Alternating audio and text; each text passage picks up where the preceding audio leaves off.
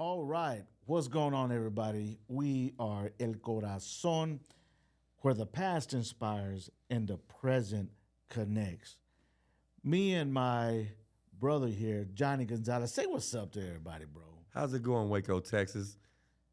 Man, we're here kicking this off, man. We are humbled to even be here and to talk about this. You know, kicking this whole movement off.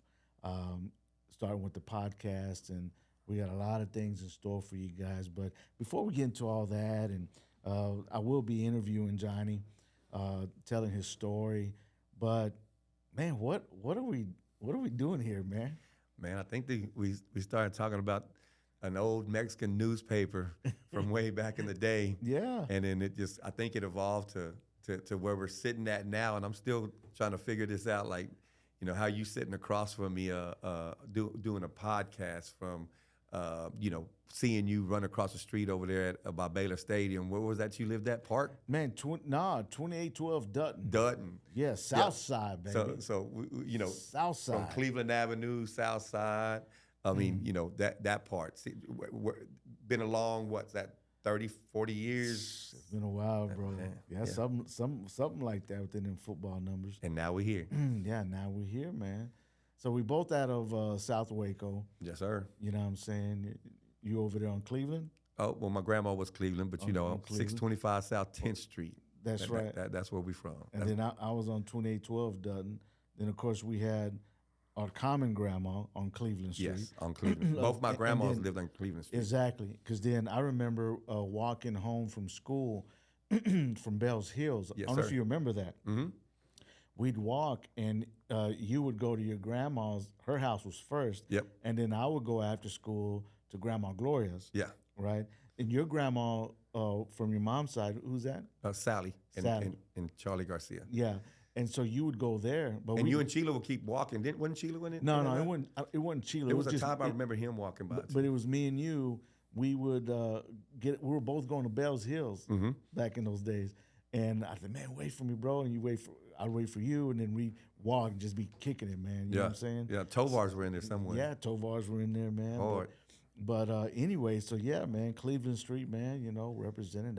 We both had grandmas there and all that. And, I was on Dutton Street, then Park Street. Let me ask you a question. This is live because we ain't never rehearsed this, but in them moments, did you understand that we were really brothers in them moments?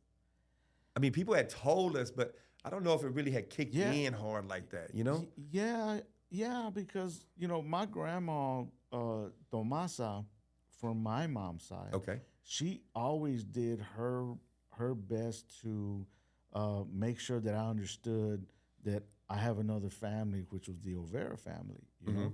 And she would always take me to my grandma Gloria's behind the scenes, bro. And I would meet my grandma, my grandpa, and the rest of the family. But she'd make sure both of those grandmas, my dad's mom and my mom's mom, they would, no matter what was going on, they made sure that I would connect with That's them. right. That's good because I think we were a little opposite. Like it was just like the taboo, right? Nobody talk about it. You know what I mean? Yeah. And that's just kind of where it was. I mean, don't get me wrong. It was awkward. Yeah. Right.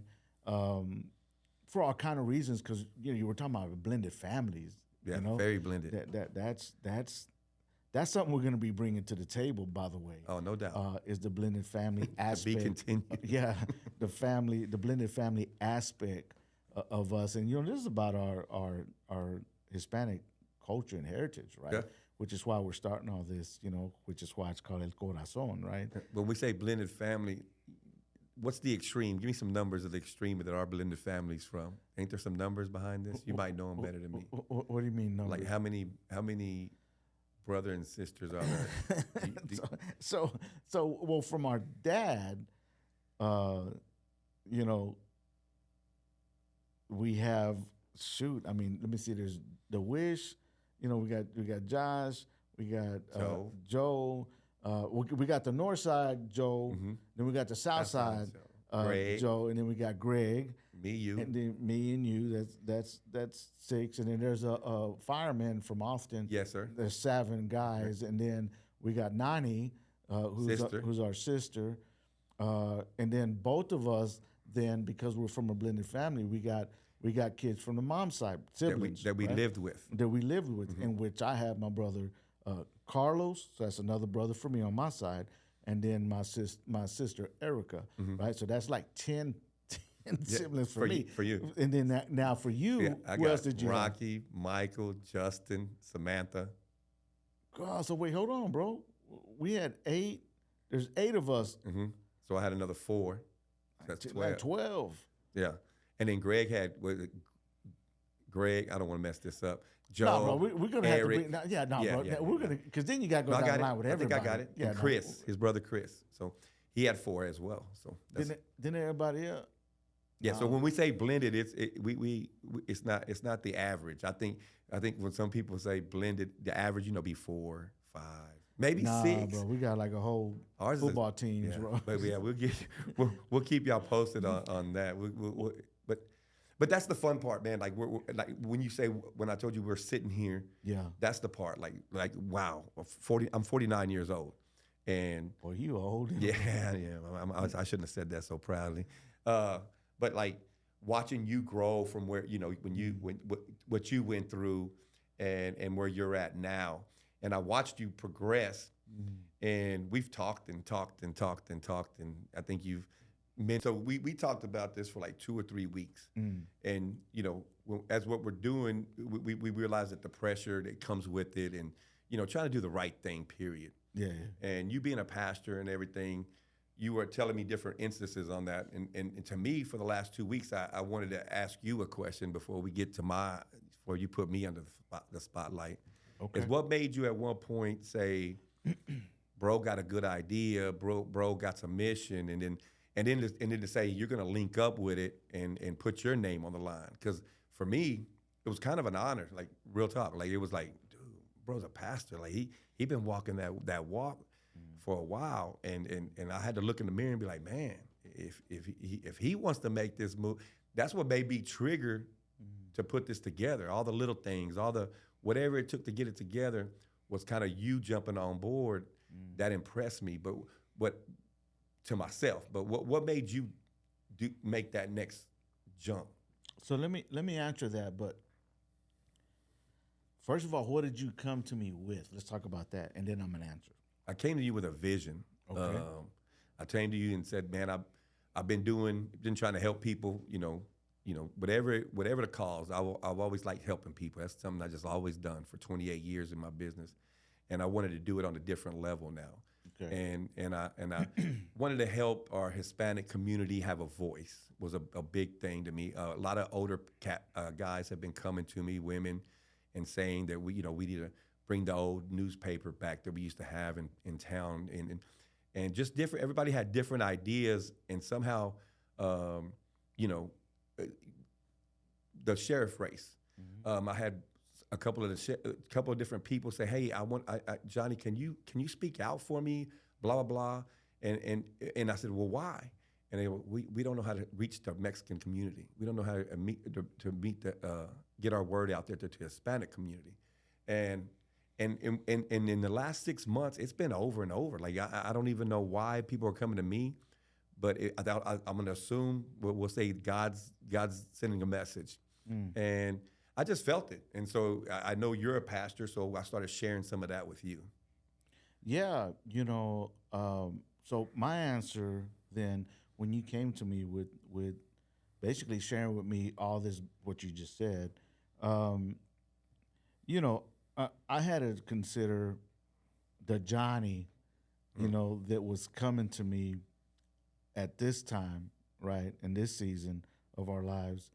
So I considered that, and what I considered was your relationship with God, and even with your family, and where you're at with all that. The Johnny I know today is different than the Johnny I knew even last year, right? Like you have constantly, or 2 years ago, I start thinking about that, and you're a different Johnny. You've never been somebody that pretends, from what I seen.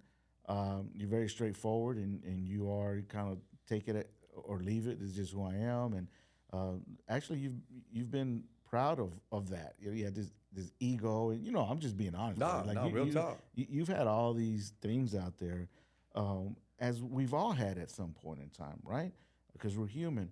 But the Johnny that came to me with the vision and what's been going on, and I've seen some God moments there, but I've also seen God moments within the last 2 years, last year, increasingly more and more moving. I've seen the transformation that has happened in your life, and you're talking different, you're moving different. That's not, you know, we all that know you, we know you just being Johnny, Yeah. right? But you're a different. Your life transformation has taken place.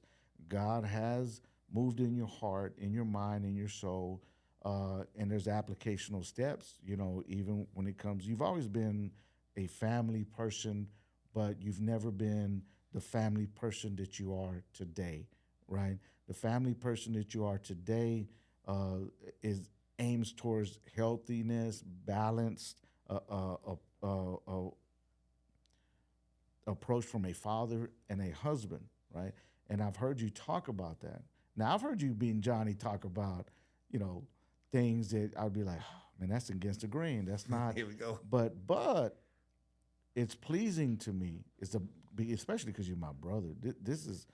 I'm blessed to hear this from anybody, but especially because you're my brother, because I care about my nieces, my nephew, and my sister-in-law. To hear you be about what you've been about, as of late, right? That's impressed me. That's encouraged me, right? You've humbled yourself, right? And we come from being very prideful individuals. But to see you humble yourself was the first indicator for me to even entertain anything that you're talking about on that level. Not for because real, this is big. This is not something that I take lightly, and rightfully so. But when you came to me, that's what I was considering. Those are the things I looked at that helped massage my heart towards God's understanding in this. Now, another thing that I considered was what God has been tugging at my heart about, which is very similar to this. But it's always been something that's just been on the back burner. It's part of the reason why I started Hope for My City, right? I've started that whole thing there, and part of it was trying to be a mouthpiece for the city, for the people, to set a healthy narrative. Is why I've done Hope for My City. Now, this is near and dear to my heart as well from a Hispanic perspective, because I also, as you have been challenged by a situation and circumstances that have come up where I'm like, man, bro, like there's who's out here, speaking for our people, for the Hispanic culture, like, and I'll see and I'll be like, okay. I said, well, there needs to be a healthy balance somewhere.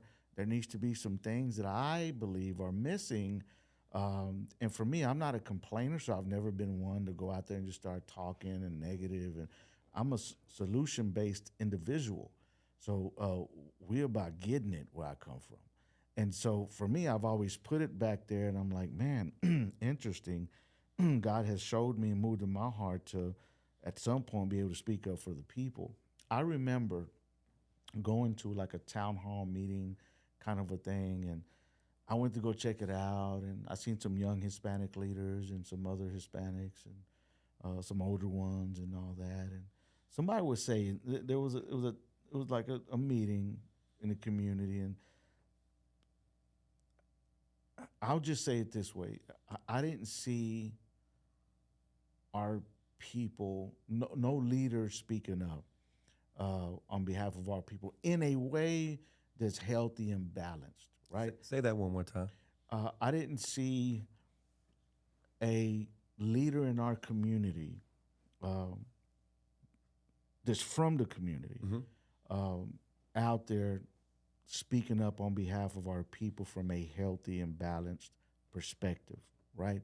That can be modeled in a healthy way. And so, that's always gotten to me personally. And so that was the other perspective that I looked at. And I'm like, man, maybe it definitely lines up with what you were talking about, I was dealing with, and we happen to have platforms to definitely be um, a, a a part of a movement that speaks on behalf of our culture. And if we do this right in a way that affirms a God given dignity in everybody, starting with our own culture, Yes. Hispanic culture, Hmm. right?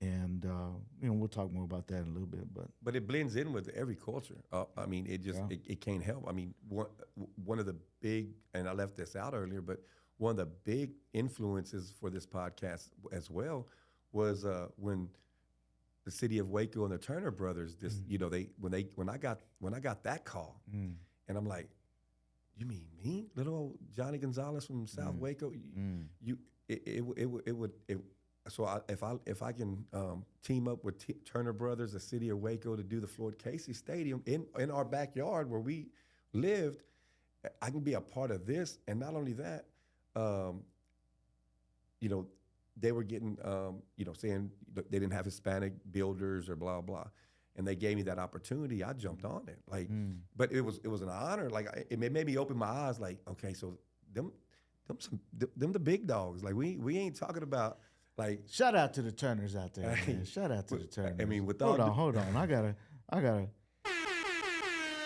shout out to the Turners out there, Turner and Turner. they're doing some good things. I Nah, mean, yeah, they good people. They good people for real, for real. what they're doing for the city is they're building it, and for them to go out of their way, Miss Turner, she's legit, man. Like, Shout out to Casey Turner.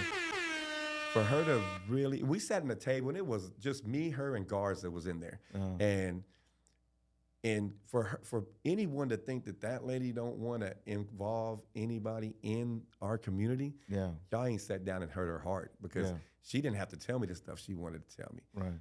And at that moment, I knew I was going to buy some lots. I was trying to see how much money I had in my pocket so I could buy some lots. But Yeah. but we had to do some business stuff. But we ended up buying lots from her. But that was the influence. We don't have a real loud voice in Waco, Texas, and we needed something consistent where we can be heard and talk about different things going on in our community that we may not have a lot of information on. Well, and let's say that right. I won't start no drama, bro. Oh, please help me, You know, because I didn't even mean to. No.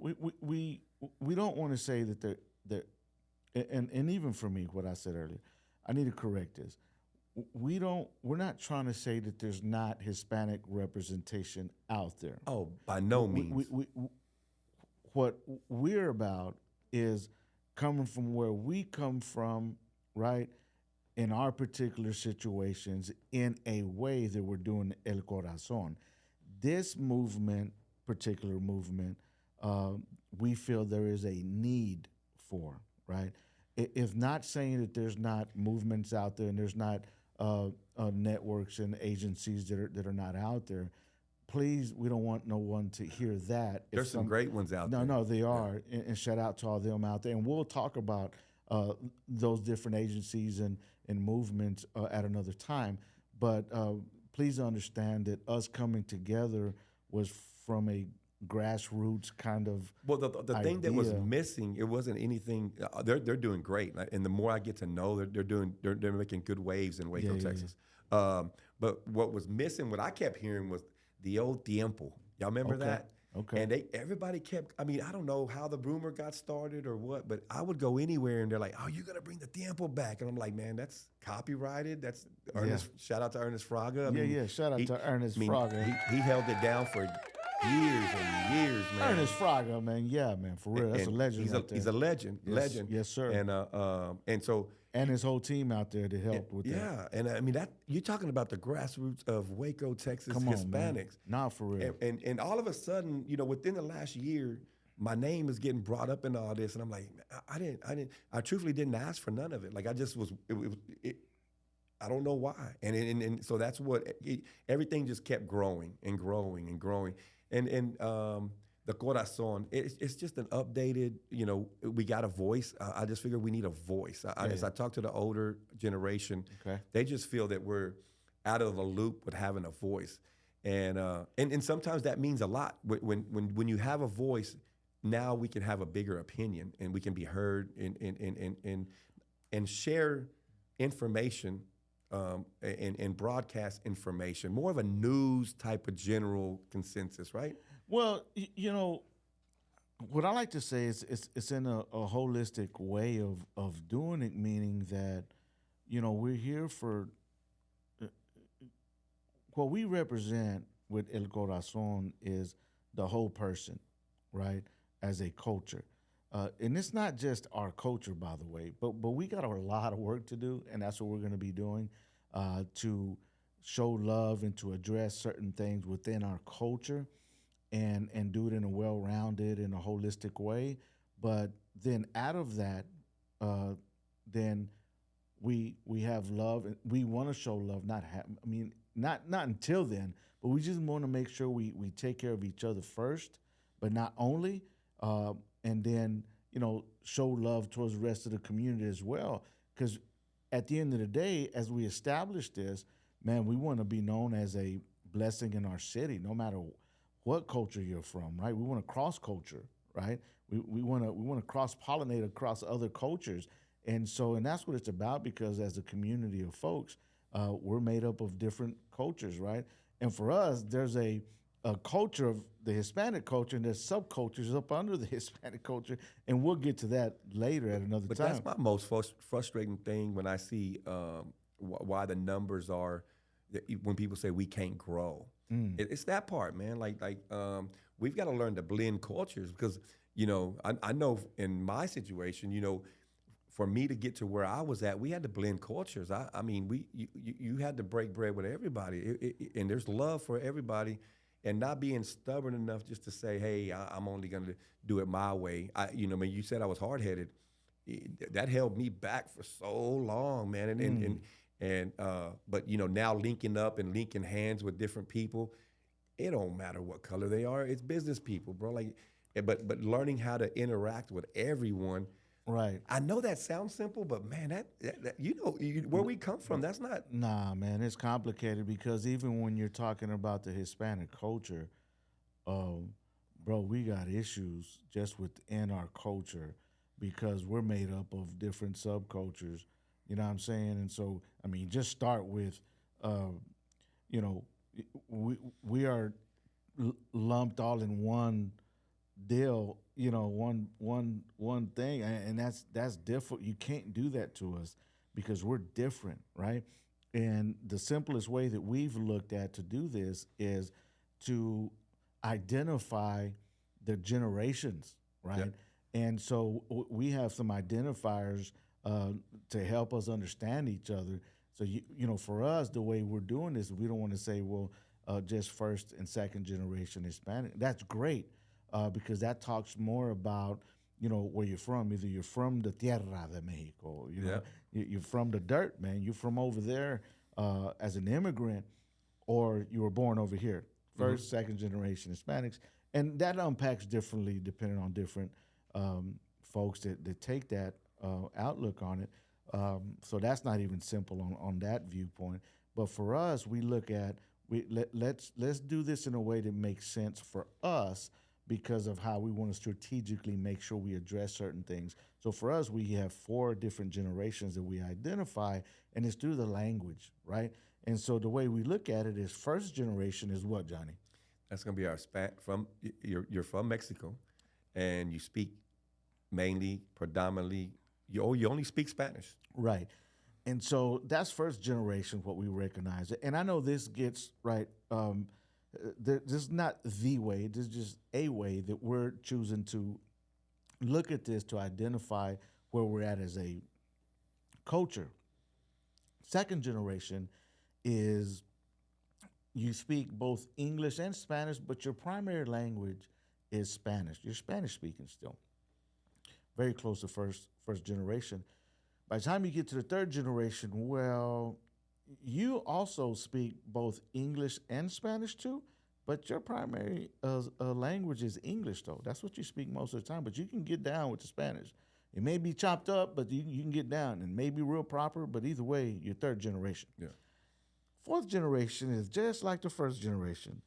First generation obviously is born here, born and raised, and don't talk no other language but English, plain old English. Okay, and so that's how we break this up. And so when you look at that, right, remember this is a way that we look at the generations to understand the differences.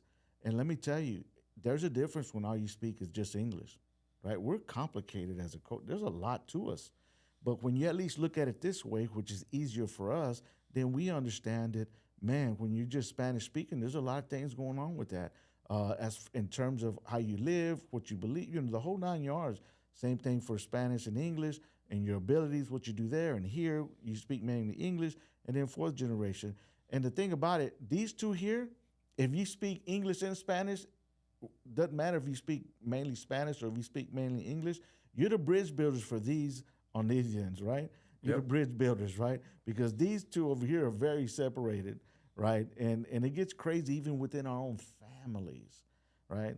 If you don't speak English, that's a problem. If you don't speak Spanish, whatever, right? No, big time. And so and a lot of times that forms some biases, and we look at each other a certain way, and that kind of thing. So we're looking at starting this movement, inspired by all the things we've talked about, but the way we strategize and unpack how this whole movement, we call it the heartbeat of El Corazon, is to function, is different for us in nature based on what we're trying to do with all this. And that is where we seem to avoid, we also identified, let me see here, I got some notes here, the different financial situations that we address. And so we look at that in the heartbeat of El Corazon, and this is all will be in written form for people to look at. But we address and understand that there's different financial situations in our Hispanic families, right? We want to look at that and identify that in a way that says, okay, if we strategize, not only do we want to know that understand that we're different, there's different ways of living from all these, whether you know English or Spanish or in between and all that, there's struggles with all that within our Hispanic culture, but there's also the socioeconomic status of who we are as a people that's true in everywhere, but we definitely want to look at it in our Hispanic culture. And so we started, dealing with that about families, for instance, with lower income and jobs, and when you're from a lower income that you need less education. In other words, you can find usually when you're from a low income family, not just Hispanic, but we're talking about Hispanics at this point because we're El Corazon, but your job does not require that you have an education. You're over here working and making a living. You got 2 or 3 jobs, and none of those things require for you to have an education. And then we look at, the second status of that is families with mixed income and a variety of jobs, with some needing some education, right? You got mixed jobs and that kind of stuff. Then we look at the third status of this, and it's basically families with higher income and jobs that need more education, right? And then we have the fourth status of this, and that is families with the highest income and jobs requiring advanced education.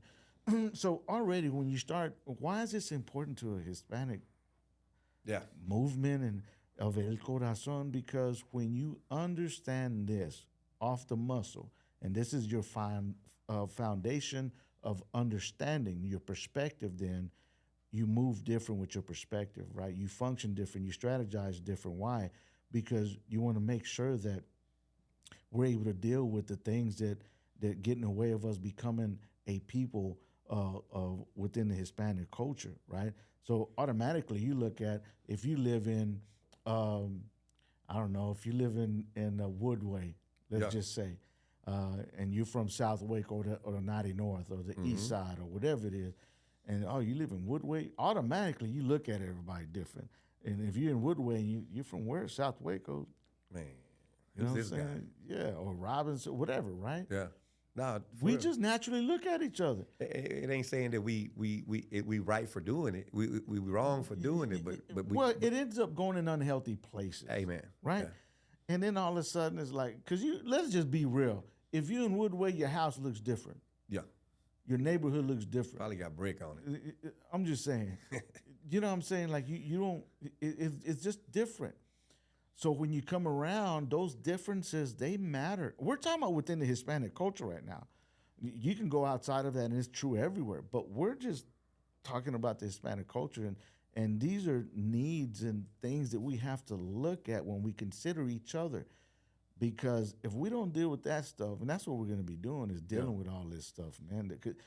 All these become barriers to help us to come together. Because all of a sudden, your nose is up in the air, or you look down at each other, and you're from the south side or the north side or from the east or whatever, right?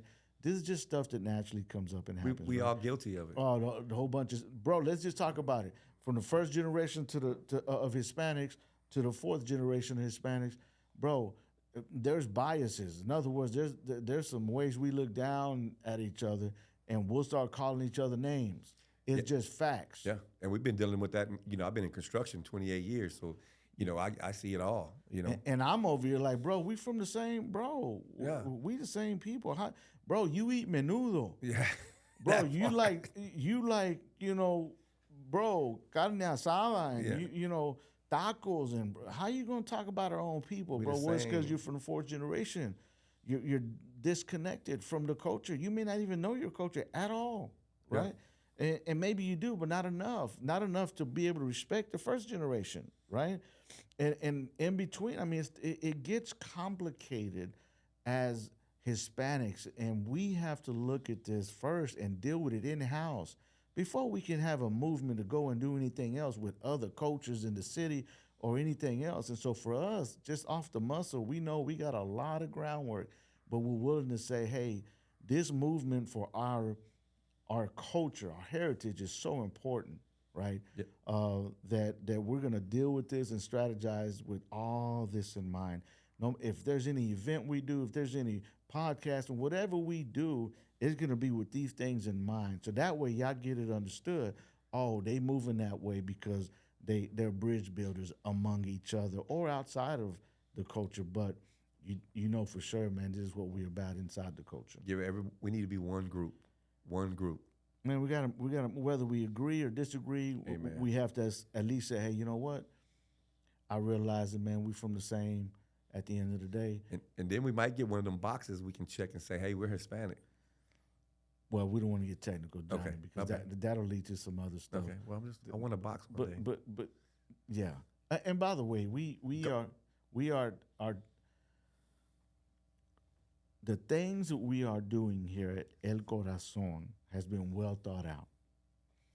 And we have a preference in a way to move with this movement with our guiding principles, right? Our which make up our value system.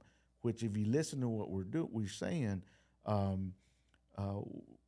we want to just show love across the generations, across of Hispanics, the generational gaps there, and across the socioeconomic statuses of who we are as a people. At the end of the day, we want to just love one another. If we're not using words that you prefer in your Hispanic, you know, or saying it in a way that, just know this is just our approach, but we love everybody. We're trying to break bread with everybody, right?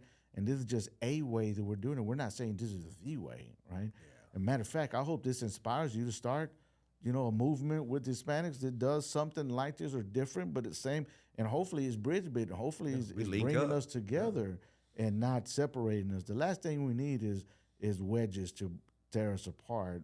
What we're about is coming together. And by the way, you know, the part of this, the heartbeat of El Corazón, you know, with these guiding principles that have these values of who we are and these statements is our faith.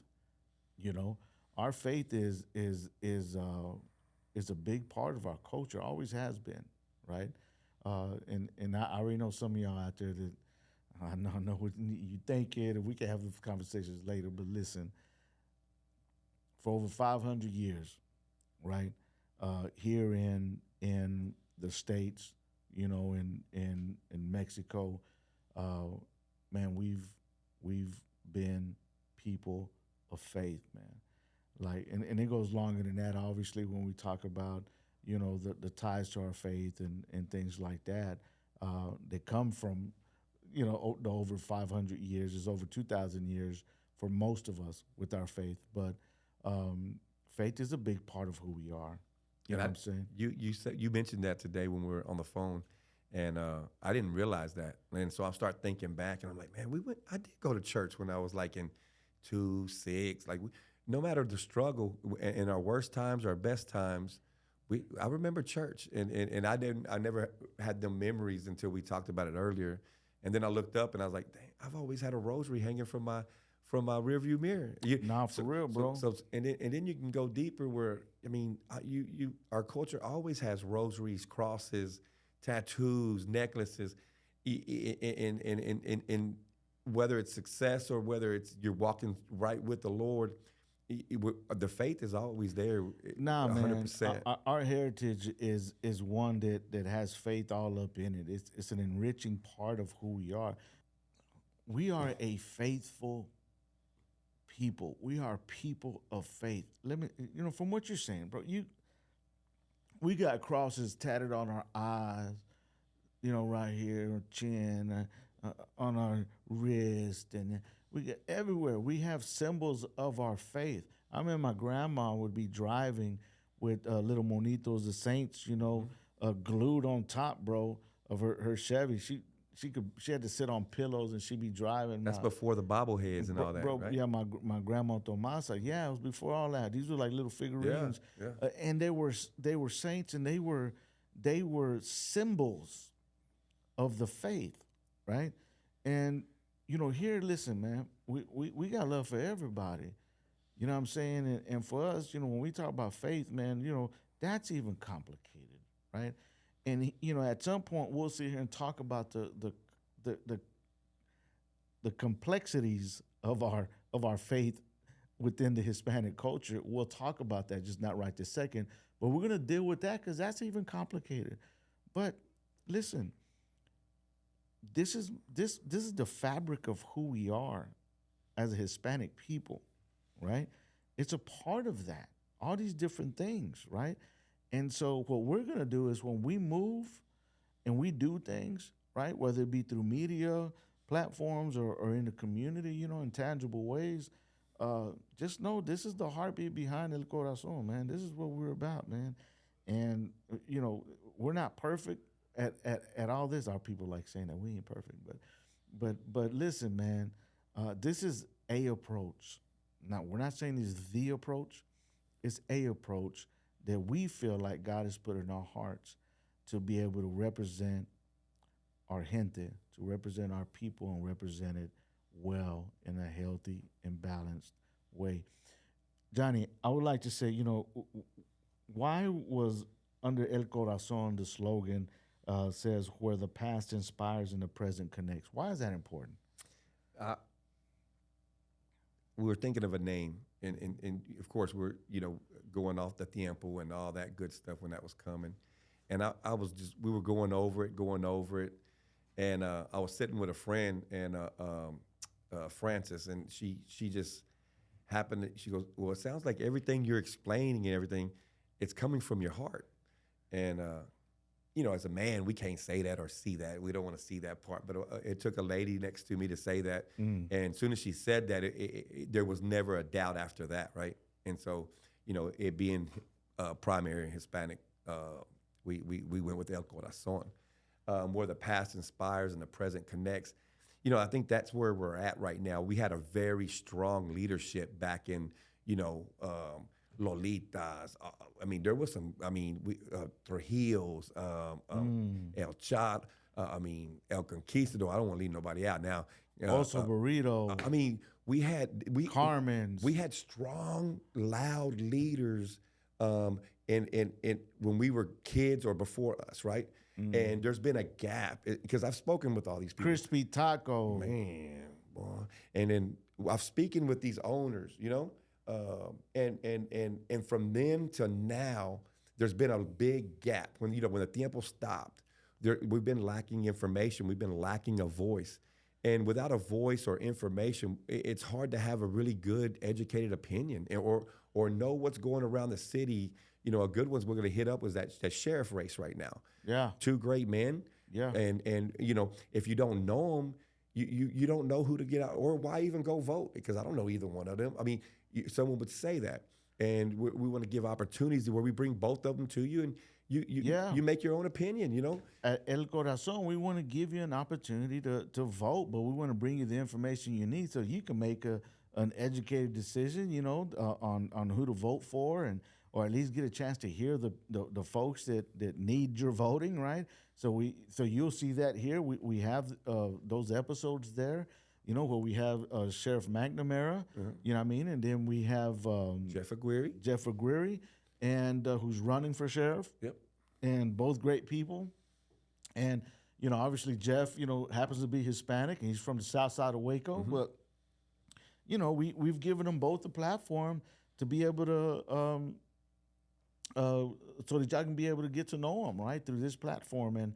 And we've asked some questions, and hopefully they represent you guys. And we even have the Spanish-speaking interviews for both of those guys. And this is just a starting point of this, but we really mean it when we say where the past inspires, the present connects, because we definitely need our traditions, our heritage to look at and respect and admire in a way that it inspires, right? There's things that not so much we don't admire and we're not inspired by it, but there are things that are rich that we do get inspiration from, and that then connects the present, right, of where we are today, right? It inspires us, and it helps us to move forward. It helps to give us the audacity to move forward and stand on the shoulders of those that have gone before us. And there's even a divide with that. There's craziness with, and it's just because we're natural, right? From the old school to the new schoolers, and you get turned off because of this or turned off because of that, and it works all the way around, right? Oh no, that's something new. No, that's something old. That's old stuff. That doesn't fit here. But listen, we believe there is a way where we can come together, even though that's complicated. Yep. As all get out. Think about just, some of y'all think about your tios and your tias and your grandpas and grandmas. Like, oh no, they'll throw it off. They're too old school. Yeah, but we need each other. And you may be too new school, and that's okay. We still need each other. And there is a way to come together to be a healthy voice for our people, to be moderate, or at least to give another narrative out there that represents our people and to be heard. I mean, how if there's not that many Hispanic speaking officers on duty, and we have a voice where we can come on and say and ask people, what are we doing to make that better? And when you get answers, you get results. Yeah. And then when you have a place where we can have a platform to talk to people in a respectful manner, they're going to listen. And both sheriffs, they both listened. And both of them were to the point where when each of them win, they're both confident they're going to win. Yeah. When both of them win, they're willing to come and listen to us more, so that they can. So now they can be a bigger factor in the Hispanic community. That's what this is all about. Now, for real. And listen, talking about that is we at El Corazón, we are here to build each other up, not tear each other down. Yes. Right. And so no matter who comes on here, even us, you look at me. I know that, there's always something you can look at me and say, man, why that guy shouldn't be up there. Tell me about it. I know. That's why I'm humbled to even be called a pastor. And now, don't get me wrong. Now, I'm living and doing the things that's very hard to be able to continue to be who God has called me to be. Like, don't get that twisted or messed up, because at the same time, I have to live in a way that's honoring to God, and that leads a reputation, right?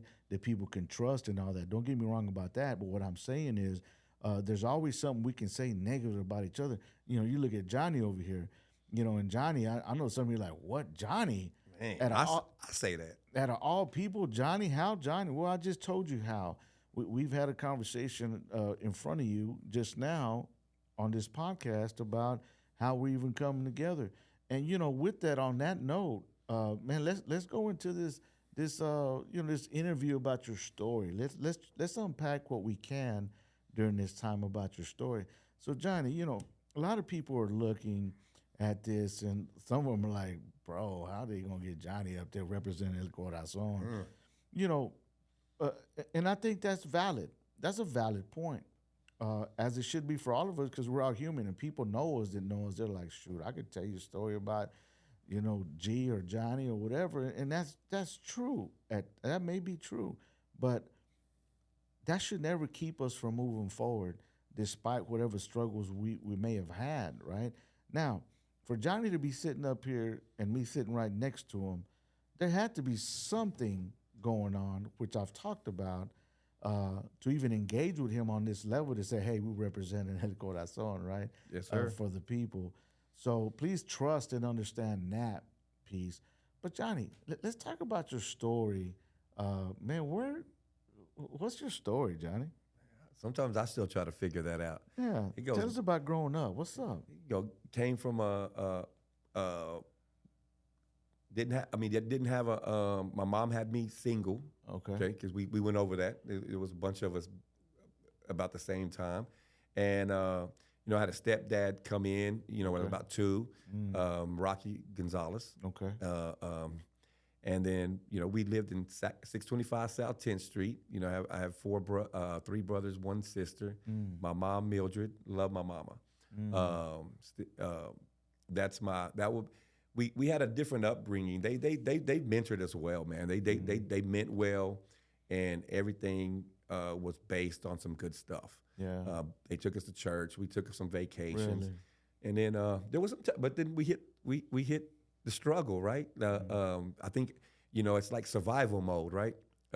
And sometimes in survival mode, you may come out of character. You got to do what you got to do. I'm the oldest, and me and my mom, we there were times where we had to survival mode. We had to do things we may not have been proud of, but my brothers and sisters needed clothes, and they needed food, and they had it. Am I proud of that now? I've never shared this story with many podcasters who always called and asked, but I think I was more embarrassed to say this in front of my kids because my kids are watching this. But then you get to a point where...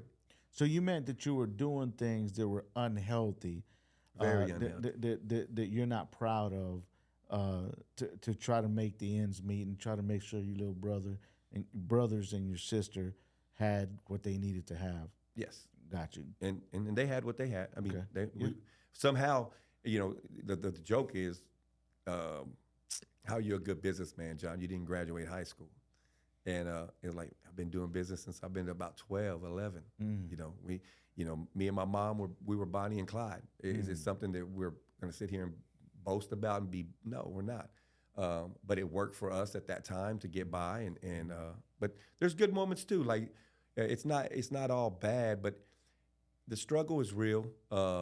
The emergency situations that were put in weekly, right? The lights go out. Let's run extension cords next to the next door neighbors.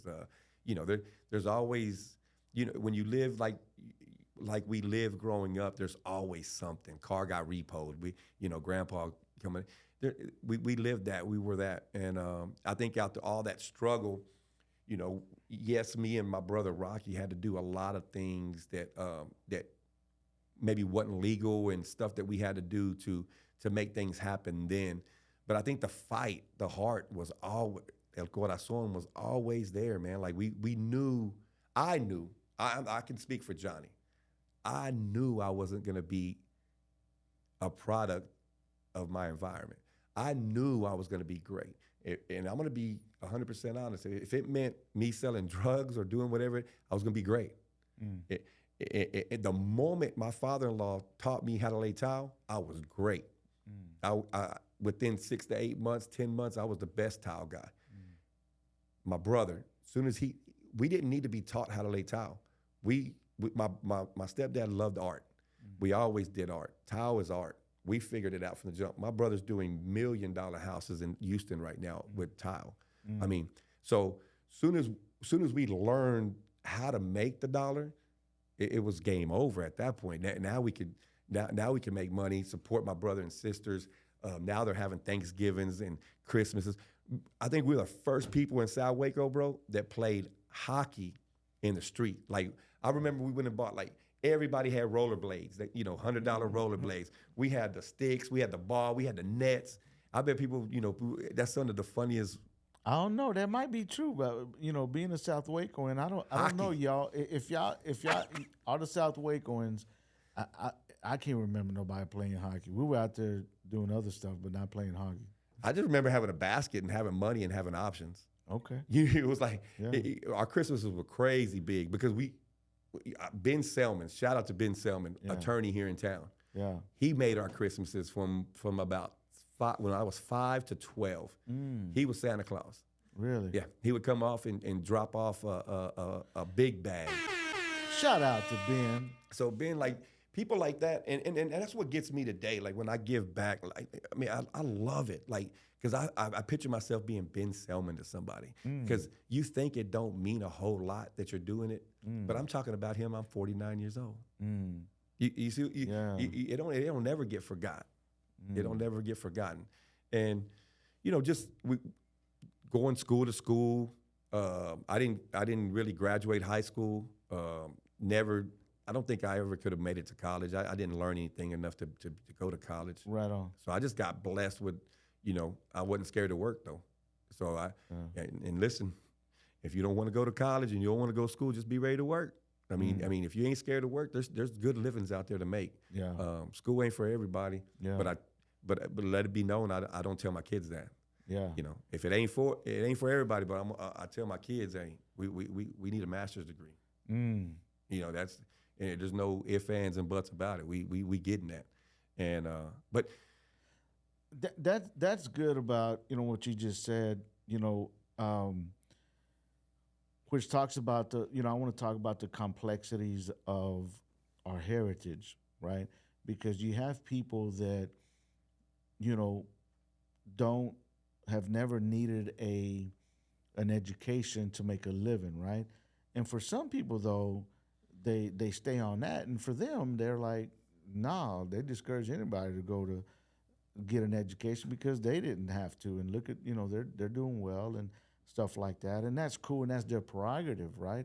But then you got people like you who didn't get an education, but you see things different, and you're pushing your kids, right?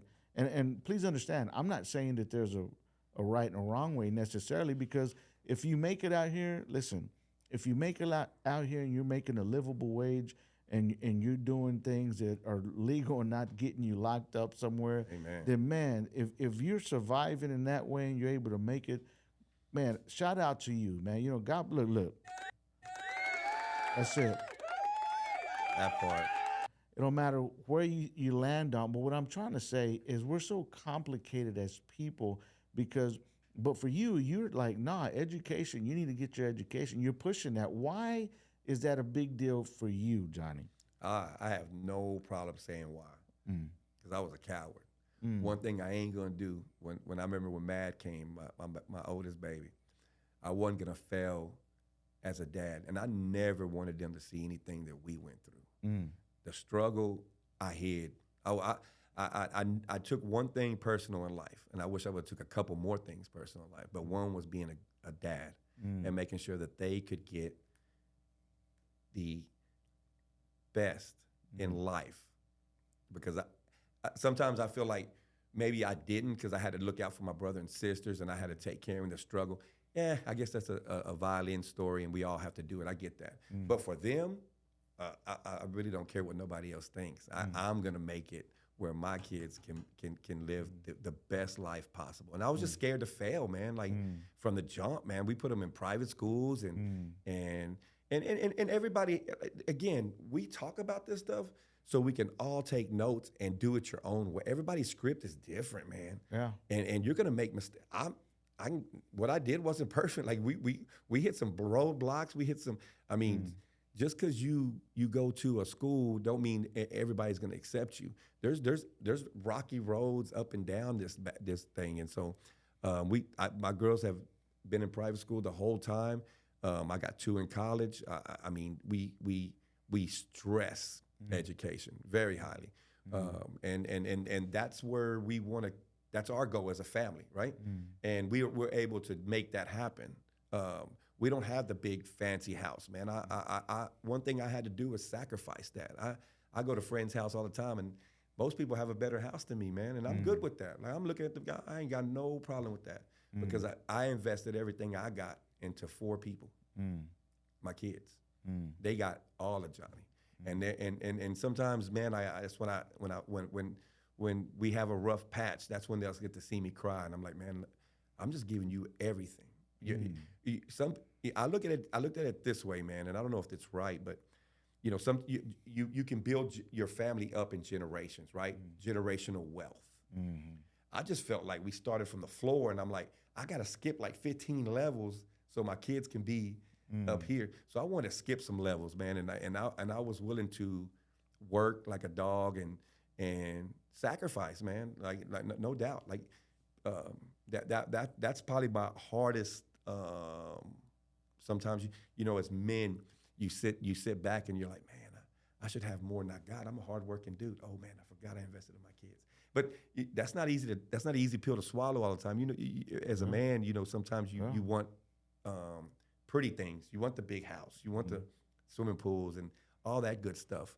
But you know, that's what me and my wife decided to do. I was gonna say, man, I checked myself real quick. I was gonna understand. I mean, I was gonna interrupt, but I was waiting for a chance to say your wife. You keep saying we.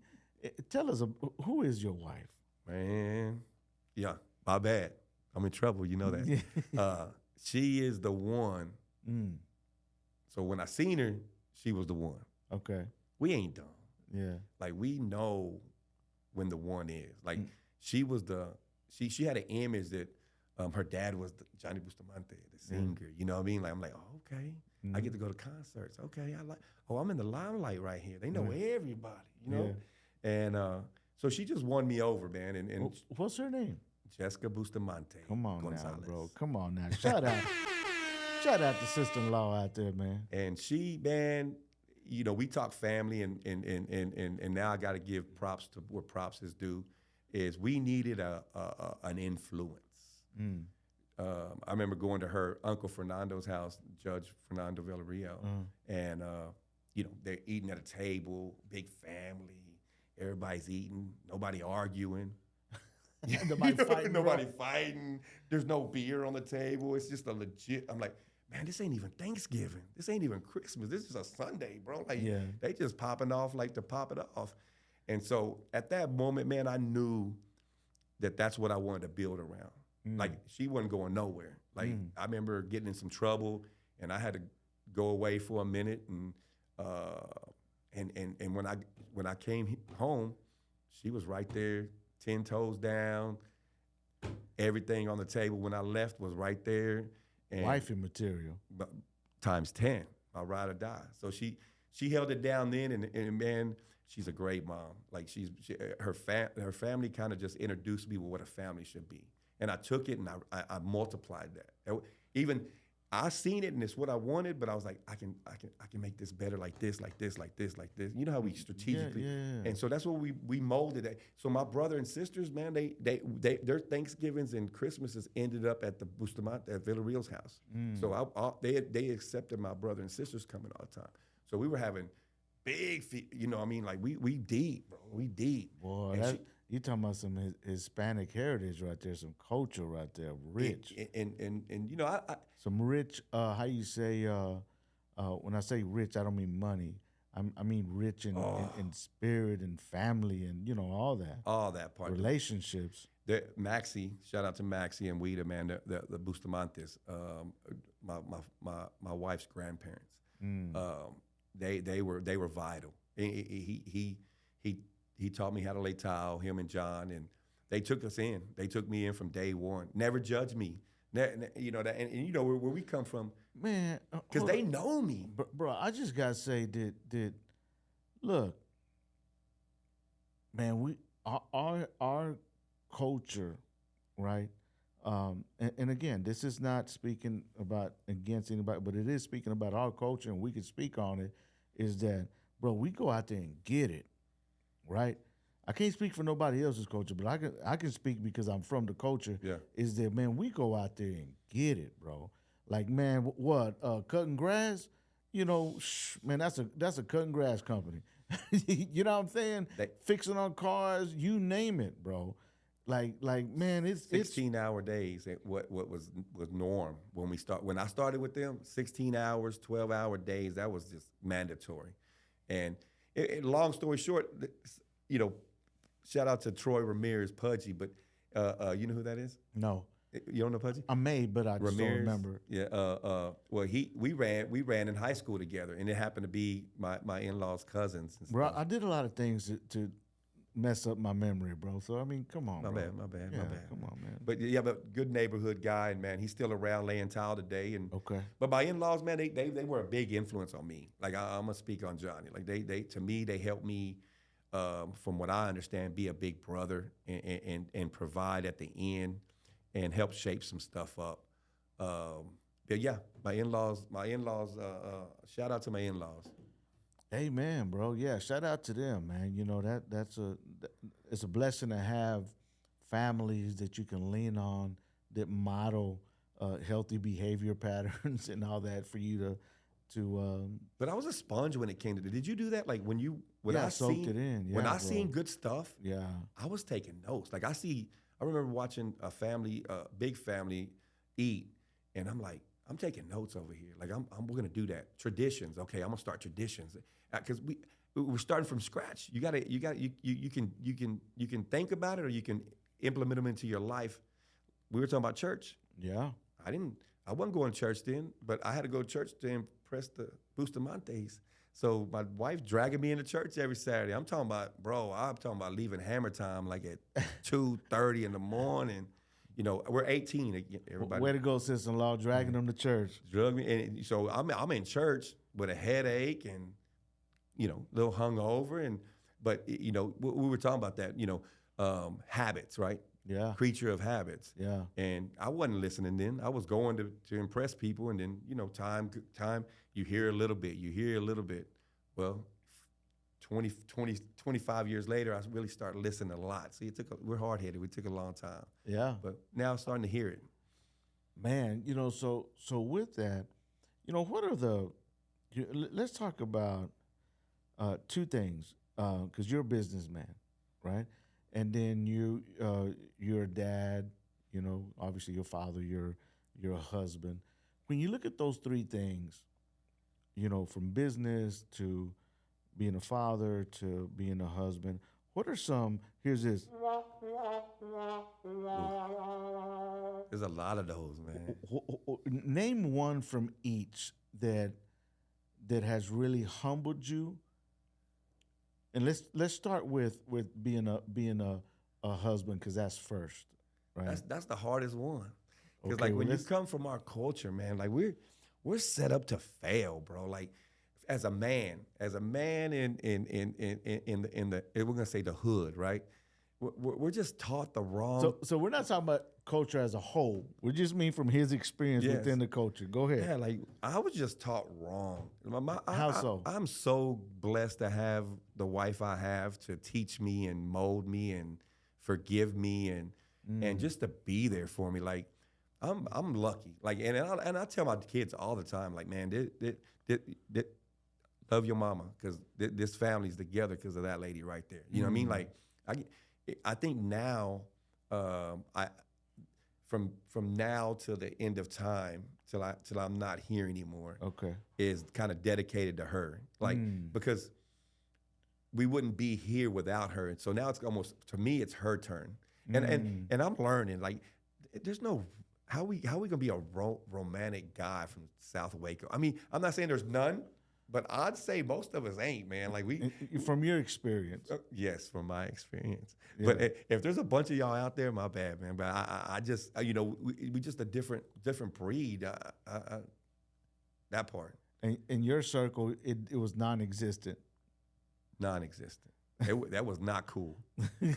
You know what I mean? Like, Yeah. That just wasn't the thing, man. So then what's I don't know if you've taught, what was the learned lesson for you then?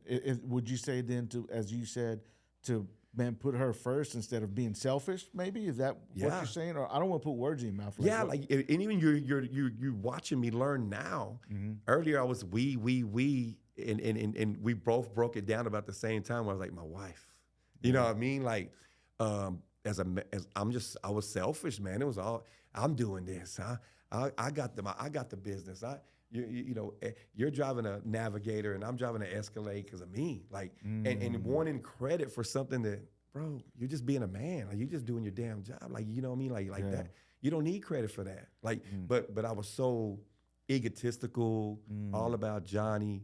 But she lived through it, never got fazed by it, bro. Like, I'm gonna be real. You're when I see your wife and I see my wife, they're the two special ladies that had to be. They had to. God had to put them there because most of them would have took off running. I know in my case. Well, now I don't want to get in trouble. So shout out to my wife, my dime piece, my tenderoni.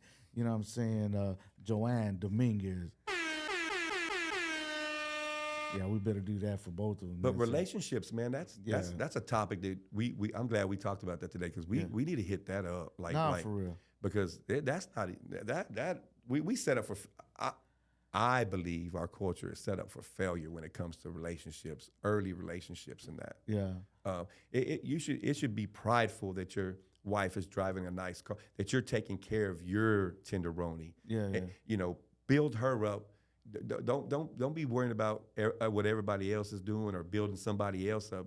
You build that when you build that up, that's what life's about right there. Yeah, that's exactly right. So let's go into the next thing.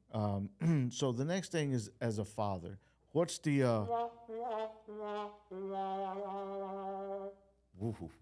So, man. Well, I want to finish with you said on touching on the. Let's just go with king. Okay. Because we're talking about men and king. Okay. We were talking about men. Now I'm a dad. Okay. I didn't get to have that one-on-one father experience where you open a door for a girl. You respect a girl. Right on. I'm gonna expect the same thing from my son that I expected from my girls. Okay. I'm about to. My goal right now, my mission right now, is to raise the most respectable man that I can raise. My brother-in-law did a great job of it. John Paul, my wife's little brother, man, just good. He got good role models with his grandpa around and everybody. So I can't take credit for him 100% because sometimes I send him to his grandpa so he can just feed off of that energy. Right on. But I'm smart enough to put him in spots where I'm going to raise a good man. I am going to raise a good man, and that's on everything. Yeah. But so you said, how did I learn? Oh, I learned because I'm not going to put a product like that I was out there. I know better, And so that's my biggest pride. A lot of pride right now is what I'm doing with King, and we're learning. I'm messing that up too. I mean, we have moments where I get up in the morning and be like, hey man, some of that stuff I said last night, I apologize. I popped off. I shouldn't have even said some of that stuff. And even he'll look at me like, man, you for real, Dad? Like, you sure? We still getting Shipleys? I'm like, yeah, we getting Shipleys. But no. But so he sees God at work in your heart. Man, they see that. So talk about the girls though. Ooh wee, the girls. I got lucky, man. Here's what I messed up with the girls. We found this sport called softball. Okay. And everything the Gonzaleses do, we're gonna be great. Yeah. Okay. I feel like an A.B. Quintanilla with Selena. Yeah. So we had to be the best softball player and the best everything, and we were traveling and we were going and. Maddie was working out 5-6 days a week. Dory working out 5-6 days. And I was mean, bro. Really? I was mean, bro. Like you had. I was mean, but I meant well. Like, I wasn't mean to be just mean. Yeah. But when she messed up, I'm like, nah, how you gonna be the best if you messing up? And I'm yelling. One time they claimed, I don't remember this, they claimed I threw a bucket at one of them because I was mad because she couldn't throw a strike or hitting her curveball or something. Yeah. I was kind of mean. I learned, and we learned through sports. Sports built our family, though, because without them moments, it got us close because we were on the road. Me and my daughter traveled America, you know, and my wife and everybody. So we're in a car, you know, you're talking about 8 to 10 hour trips of nothing but talking, conversating, instead of being at a house in separate rooms. And, you know, we built relationships that were, me and my daughter we're best friends now. Maddie, if you ask Maddie who her best friend, it'd be me. And if it ain't, you better lie. But she's just like me though. Like, you know what I mean? Like, your oldest, you'll know, but they're just like us. But she had her grandma, Weta. She had some great role models in front of her that helped lead her. And I didn't have to, she brought her first boyfriend home a year ago. Okay. A year ago Christmas.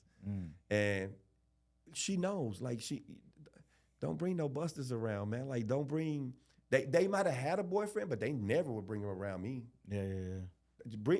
I'm not gonna give you a hard time when you bring somebody home. Just bring somebody with quality home. Yeah. They got the same goals, same morals as we do. Yeah. Don't bring just anybody. No, I mean, as long as he has the same morals and go get her, right? Then we stunting. But make sure he on the same mission. So they don't. My other daughter brought one boy home. They're off. They've been off and on about 4 or 5 years. You know, but you know, so for the most part, I've been pretty lucky. Now this little one, oh Lord. Oh yeah. Yeah, these last two gonna get me, bro. Yeah. No.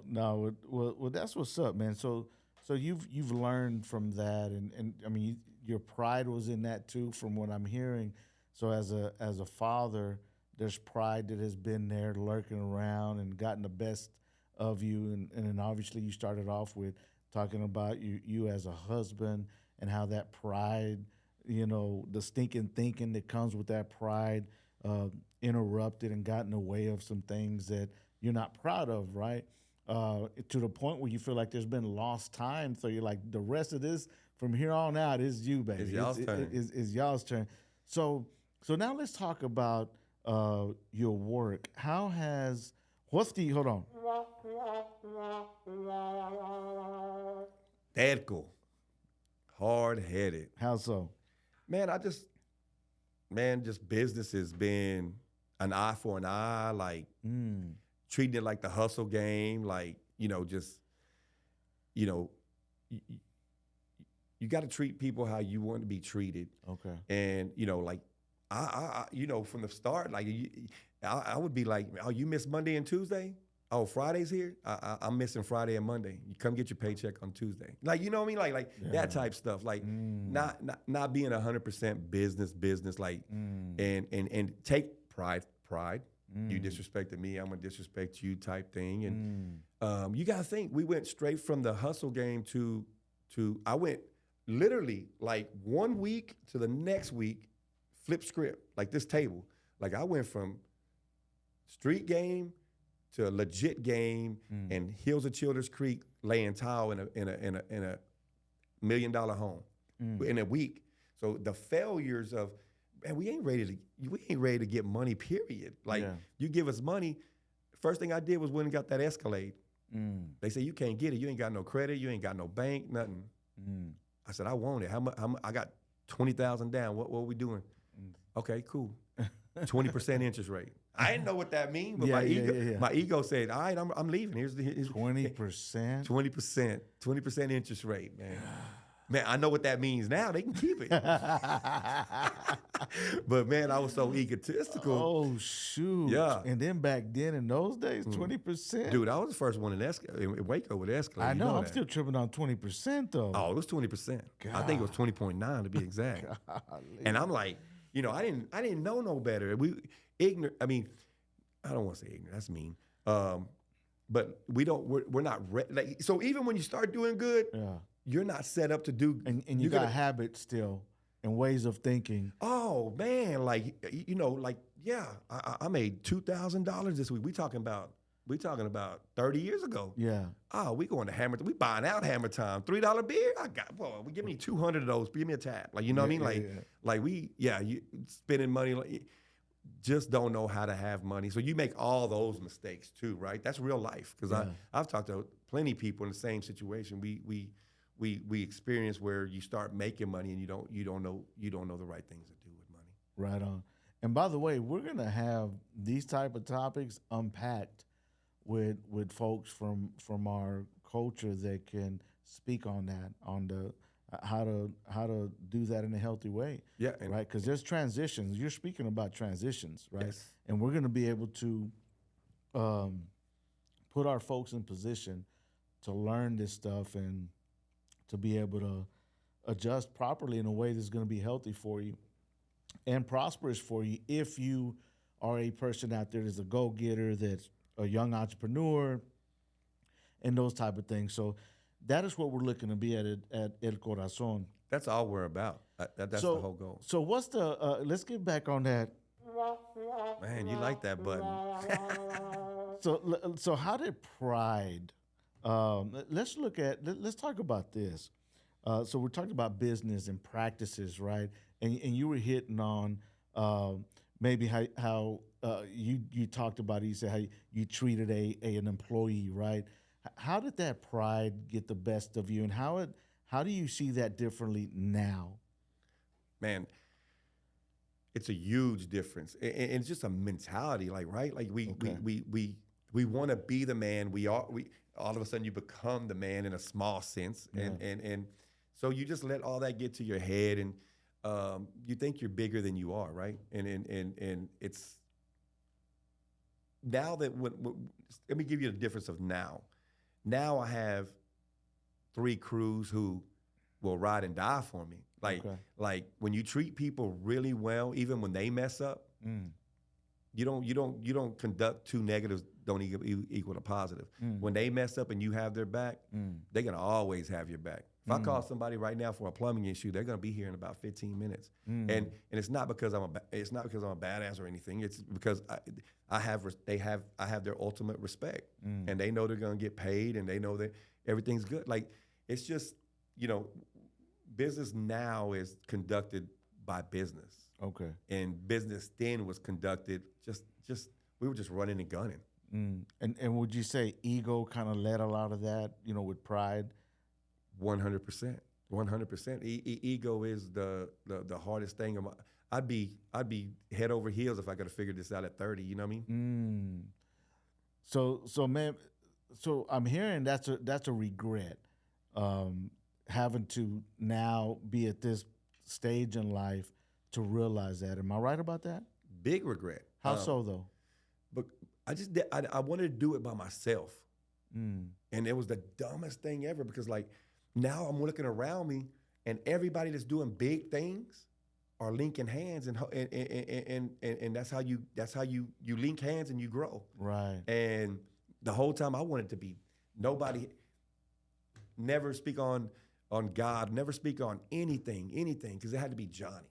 Johnny's doing this. My wife get out the way. Wait, even when it came to God, bro? Because here's what my biggest fear, and even now. Speak on it, bro. Be real. My biggest fear was always, as soon as you say God, that's going to be your excuse. I'm with God now. And now I'm sitting here doing that. This is maturity. But it took me a long time to mature, man. And is it a regret? I don't know because maybe that was, I need to do all that to get to now, right? To make movements like we're gonna do this El Corazón, or maybe bigger because my kids need to see it now, right? Because they're in some. So I don't know why, but I mean, it took me a long time to mature.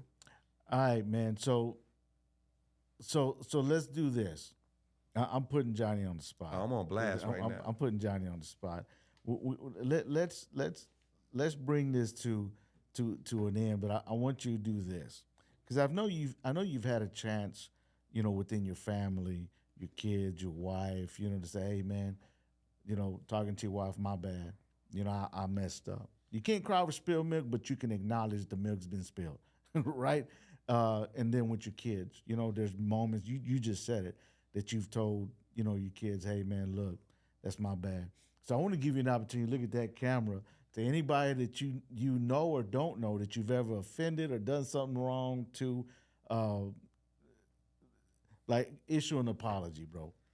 To me, this would have never happened 4 or 5 years ago. Mm, Facts. But there's a time where you just you look down and you humble. I guess like you said, get humbled. yeah, And for me, man, like it's just life is different now. Like it's all about helping people, helping myself, my family, and yeah, man, this goes with todo mi corazón. mm, You know, anybody I've ever done wrong to, I apologize. Like, and I mean that with everything, because it's just time to clean. You clean your slate. You ain't got. It don't bother me no more because I'm different. Like, I run with good intentions. I want to help people. My track record says that's what I do. mm, People know me for helping people. I love it. I don't blast everything I do. right, Sometimes I do because I'm having so much fun and I don't realize it. And but I'm enjoying what I do, and just raising my family and trying to be the great dad that I will claim that I am, because I take a lot of pride in that. But yeah, man, that's what life's about right now. That's right. That's where we're at, and that's why we're sitting where we're sitting. This whole pot. you gotta give him a hand clap, man. That's a hand clap and a.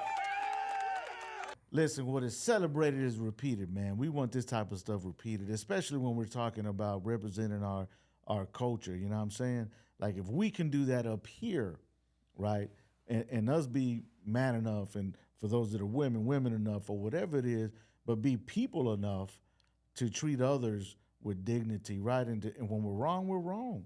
When That we're part. right, man, we're right too, though. You know what I mean? But what's wrong is wrong, and right is right, and that's how we want to start this whole thing off with is being transparent and honest with you, and making sure we start this off right. But the big thing is, if we can help others not make mistakes that we made, like, Yeah. hey man, listen, if we can get this taken care of, and you can become more mature than me at 25 and 30, let's do it. Nah, for real. Because it's gonna save you some headaches.